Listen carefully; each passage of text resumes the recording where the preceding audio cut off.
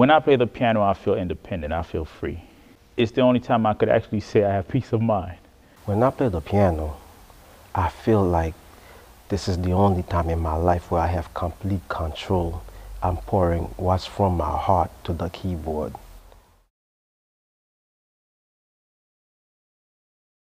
The Altino Brothers is about motivating people. We want kids to see that we came from nothing and we somehow managed to make something of ourselves. If we could do it, they could certainly do it as well. I believe I will start from the beginning, so wherever it's gonna go should be a witness to everyone who will get to know us that God can take you through any situation. The first time I heard the piano, I felt as if I had discovered a whole new world, which I didn't know how, but I knew one day I would have to be part of. If music hadn't been a part of my life, I don't know what I would do. Because I can't imagine myself doing anything else. Because, I mean, till this day, I still can't believe that I'm paid to play music. How can you describe the Altino Brothers? Are they classical? Are they religious? Are they gospel? Are they this? The thing is, we incorporate so much into our craft that it's indescribable.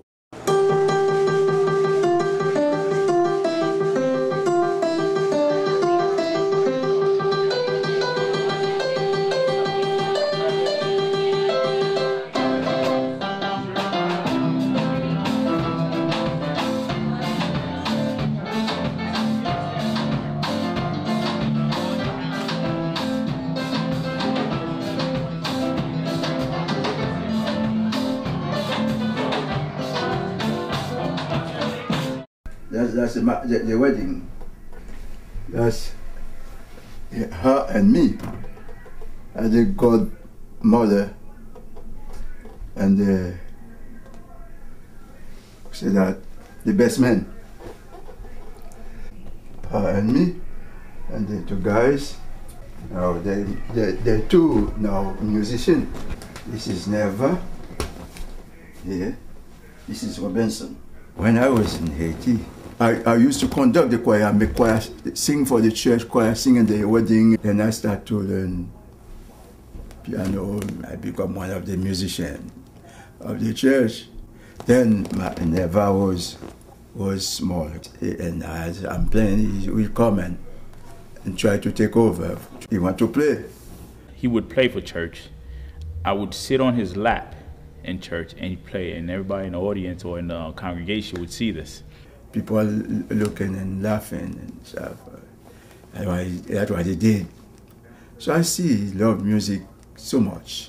And he said that he'd practice sometimes after it's over and he'd play. And if he stops playing, I start crying. If he start playing again, my crying would stop.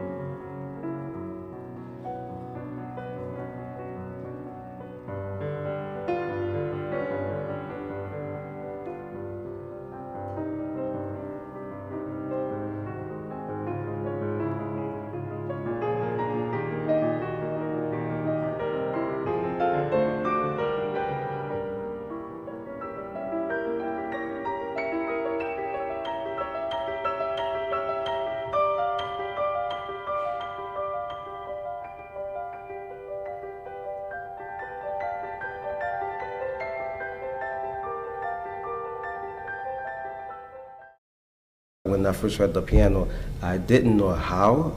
I was only 1.5 years old, but I knew someday this was going to be part of my life. So your father taught you piano first? He taught us, yes. He was our first teacher.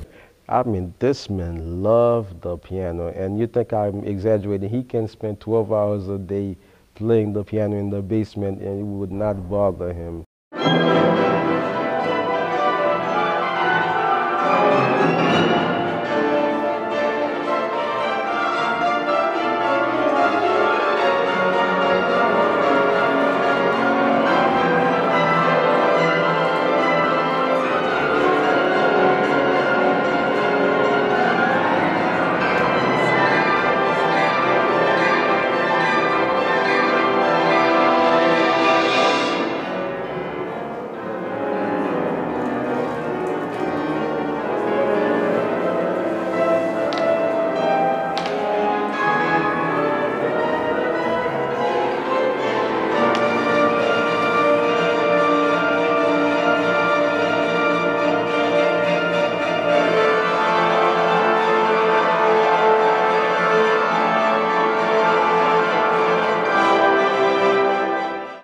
have it that bad. I shouldn't say we did. We we didn't have it that bad. We were blessed, but there were days. There were days, There but the whole country where we didn't know where our meal was coming from. There were days. I remember some starving days. Yes. I had a passion for soccer. I loved to play soccer, so I was really, really good at that. If I wasn't a musician today, I'd probably be a professional soccer player. What was good for me in Haiti was soccer also. Soccer is big. At the time it was big, and it still is big in Haiti. To be the best at that young age, my brother and myself, it meant a lot to us. If you can look at the side of my head, because we have a reputation when you're good, everybody look up to you. And one morning, my team was losing. And I couldn't take that. You have too much pride in you for your team to lose. So I decided, you know what, I'm going to take this game over. My opponents knew I was coming. So one guy put his foot and tripped me. Now, I felt like I flew to the sky, and I fell right on my head. Yeah, it was bad. I mean, yeah, I nearly lost my life. I had to be rushed to the hospital. My life was in danger. My mother fainted. That was our passion. Yes, I can't play it now. That would have been our profession. Yeah. We suck at soccer. I realized that in college, when the young fella came from, I think Antigua, came and beat us. We were like, oh, we're not good at this game. By the way, let me just say I wasn't at that game still. All right, now we're gonna go back to our roots.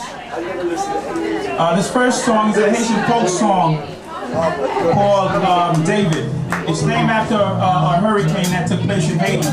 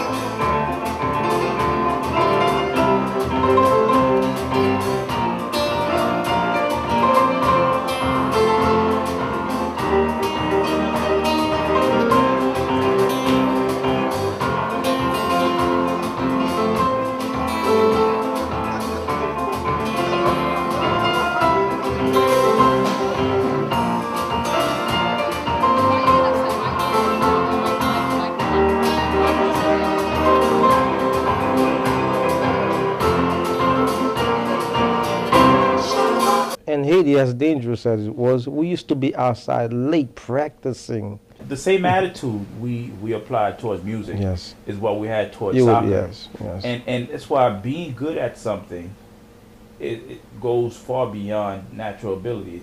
You have to have an attitude.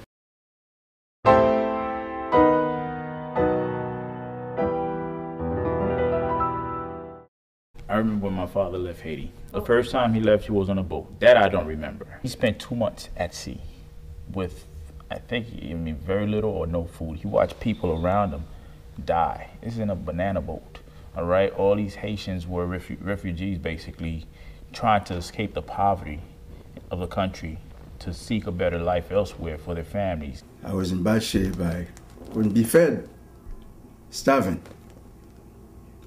For like 2 months, people cursing and talking and violent and fighting.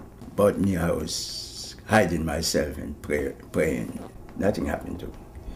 I thank God for that. And he did this because he couldn't see a way out of poverty except by coming to a foreign country where he feels that he could make a better living, a better condition for himself and his family. So he sought to come out first and then sent for us later. I remember him coming back for a couple of days and gone back again. I was 3 years old.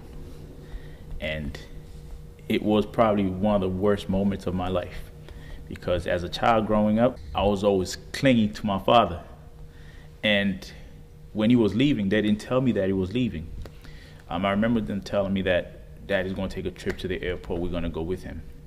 And then we went to the airport. Next thing I know, I didn't see him. And then we're standing over a balcony where we could see all the planes flying out. And I see my father boarding this plane. I thought I was going to jump over that thing. When I saw him boarding that plane, I went crazy. I do remember my mother leaving Haiti. She was crying, but we were excited. I thought, oh, Mommy's going to America. She's going to be with Dad. We didn't realize that we were going to be left behind. Then the closer it got to the time when she had to leave us, I realized, oh, we're going to stay back. I felt abandoned. I never told her that, but I always had a little bit of a negative feeling about that. I was upset because I felt she should have told us, okay, you are going to stay with your godfather. She didn't, but I'm over that.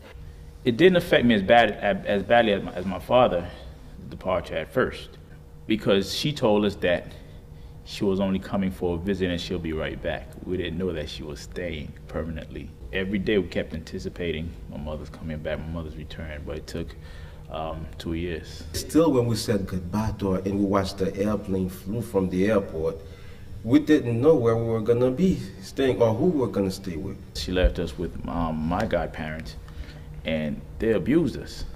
They abused us. So, of course, going through that, you have no choice but to remember your parents. We never knew abuse before. Okay, my parents never abused us in any way. They loved us, you know, unconditionally. We never knew that. So these people that we lived with verbally and physically abused us almost on a daily basis. The first thing that we noticed were different was that we had to share a plate of food. That was a statement right there. Never and I never had to share a plate of food. There were times we literally went days without much to eat at all, purposely. When we started experiencing this type of abuse, the beating every day and the insult for no reason. They did not want us to come to America. They did their best because my parents were sending money. And they would take this money and spend it on their own kids. He tried to make us believe that our parents were terrible people. We never bought into it, but just the fact that he tried to feed this negative thing into our minds, trying to make us believe that our parents weren't sending any money. They just left us, came to New York to live a good life. But we didn't believe that our parents purposely neglected us. From then on, I said, maybe we're going to have to look out for each other. We've always been, even as kids, by each other. I always, and he always had to look out for me, making sure that, hey, anything goes down, any fight, we're going to have each other's back.